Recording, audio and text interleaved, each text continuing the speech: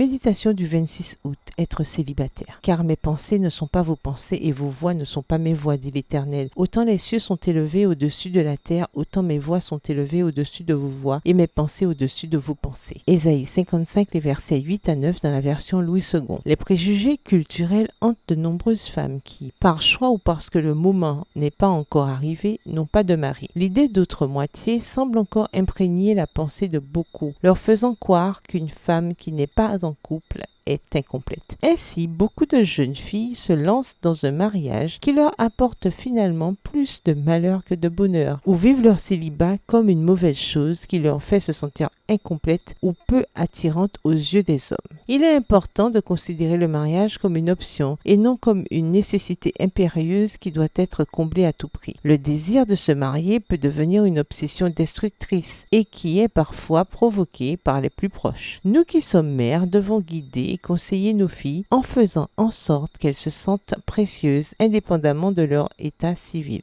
Votre manière de profiter de la vie n'est pas déterminée par votre état civil. La femme mariée n'est pas nécessairement plus heureuse que la femme célibataire et vice-versa. Le célibat comme le mariage ont leurs difficultés et leurs joies. C'est pourquoi ne demandez pas à Dieu de vous envoyer un époux. Soumettez-vous plutôt à sa volonté et confiez-vous en ce qu'il vous donnera, ce qu'il y a de mieux pour votre vie terrestre, en avant-goût de la vie céleste. Être célibataire n'est synonyme ni de solitude ni d'abandon. L'image idéalisée de la femme mariée comme une personne jouissant de la compagnie et de l'amitié de son partenaire, en contraste avec l'image négative de celle qui reste célibataire, passé un certain âge, ne sont que des idées préconçues fondées sur l'ignorance. Cher ami qui lisez ces lignes et qui n'êtes pas encore marié, ne précipitez pas vos recherches. Si Dieu a pour vous un époux, il l'amènera à vos côtés au bon moment et conformément à sa volonté. Il est à présent temps de profiter de ce que vous avez. Et laissez-moi vous dire qu'une femme mariée ne peut pas faire tout ce que peut une femme célibataire. Vivez en relation étroite avec Jésus. Cultivez des amitiés, mais uniquement dans la quête de l'amitié et non dans celle de Marie. Préparez-vous, travaillez, aidez, servez Dieu et tout vous sera ajouté. Bonne journée et que l'Éternel vous bénisse.